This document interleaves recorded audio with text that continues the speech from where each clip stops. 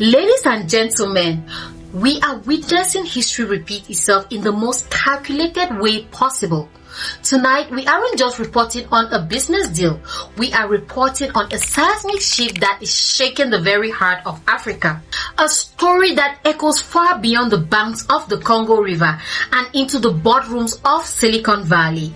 Welcome back to Power and Pulse to our loyal subscribers. Thank you for your clarity and your constant demand for the truth. You are the reason we keep the lights on. And if you're joining us for the first time, you've just stepped into the center of a geopolitical storm. The Democratic Republic of Congo, a land so blessed it feels like a curse, a nation sitting on a mountain of gold, cobalt, copper and coltan, and now the ultimate prize, lithium. The white gold, the mineral powering the world's electric dreams, your smartphones, and the green future the West keeps preaching about. But here is the breaking news that should make your blood boil. This future has just been handed over, once again, to foreign giants. It's a move that has sent shockwaves through the continent.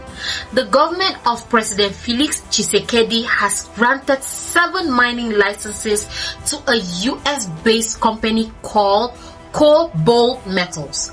And who is standing behind the curtain? The billionaire titans of our age, Jeff Bezos and Bill Gates.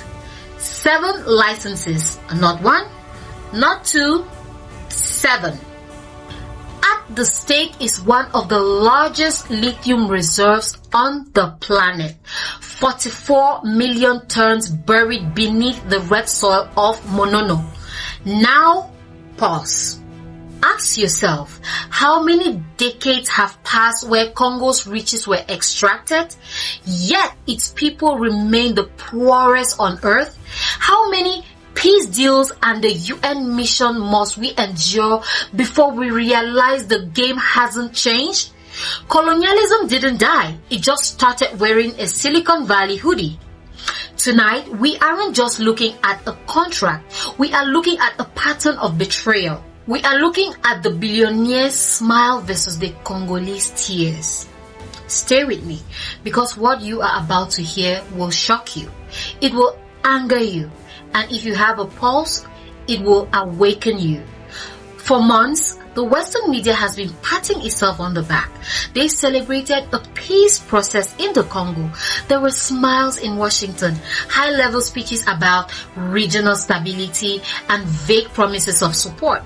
But while those speeches were being delivered, what was happening on the ground? While the rebels of the M23 group still hold territory in the east, while gunfire echoes across Goma, and while mothers are fleeing their homes with nothing but cloths on their backs, a different kind of peace was being signed thousands of miles away. Not in Kinshasa, not in the conflict zones, but in the climate-controlled offices of Wall Street. This was the prize all along. Peace wasn't the goal. Access was. Lithium is the oil of the 21st century. Without it, the green transition is a fantasy. No electric cars, no renewable batteries. The United States knows this. China knows this. And the Congo happens to have it in staggering abundance. So let's call it what it is. When the US claims to want peace in the Congo, they aren't talking about silencing the guns. They are talking about opening the minds. Look at the facts. Has the war stopped? No. Have the refugees returned home? Also no.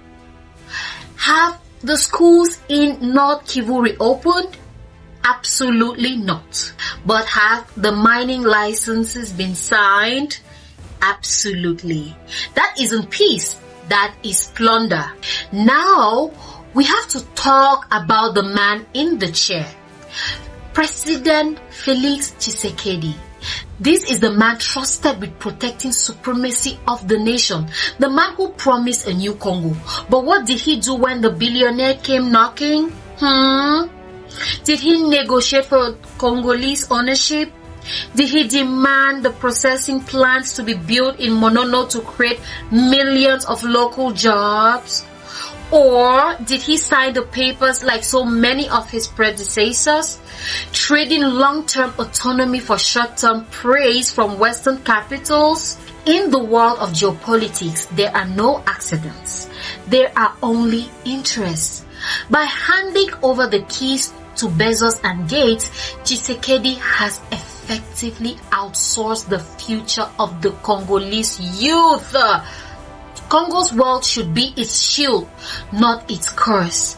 These minerals should be funding a military strong enough to end the Eastern insurgency in a week.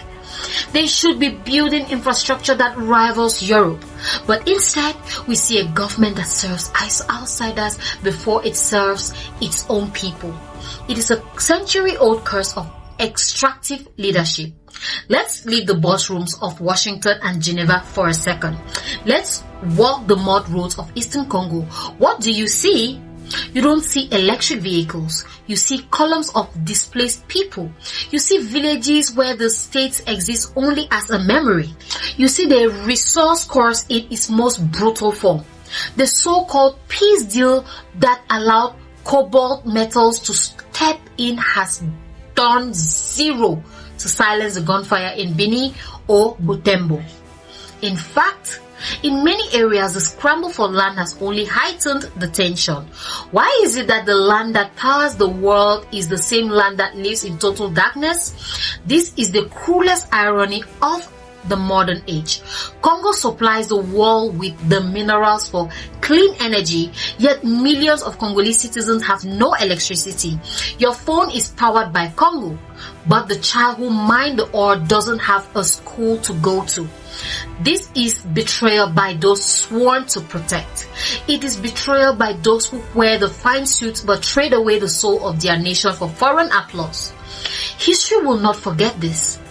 The people may be patient, but memory is long. Let's talk about the mineral itself, lithium. 44 million tons in Monono alone. Do you understand the math? At current market projections, that is a mountain of wealth, and that could fund a total transformation of the African continent. This isn't just business as usual. This is the foundation of the global economy for the next 100 years. China wants it. Europe wants it as well. The US is desperate for it. This makes Congo the most strategic piece of real estate on the planet. Yet, we are watching the wealth flow outward once again. When will Congo stop handing out licenses like candy? When will we see a made in Congo smartphone? When will the Congolese people realize that the world needs them more than they need the world? Congo does not need aid. Congo does not need the United Nations peacekeepers who have been there for 20 years while the situation gets worse. Congo needs Congolese unity. It needs innovation. It needs a leadership that places the citizen above the contract. Until that happens, the betrayal will continue. But every betrayal has a limit. Even the most patient people will one day rise. The world thinks the future of the Congo will be decided in a boardroom in Silicon Valley. They think Jeff Bezos and Bill Gates hold the keys. Congo's future will be decided in the streets of Kinshasa. It will be decided in the villages of the east. It will be decided by the Congolese youth who are tired of being poor in a land of gold. When the people rise, no paper contract can contain them. When the people unite, no billionaire can defeat them. President Tshisekedi may believe he has secured peace, but peace without justice is just a ceasefire for extraction. Peace without sovereignty is just surrender. And the people know the difference. If you believe that Africa's minerals are the inheritance of Africa's children, not the plaything of foreign billionaires, then I need you to act. Smash the like button to get the message past the corporate algorithms. Share this video with someone who still thinks green energy is bloodless. Subscribe to Power and Pulse. Congo is the beating heart of Africa. It is the engine of the global economy, and it's time we started treating it with the respect it deserves. Africa is no longer whispering. Africa is speaking.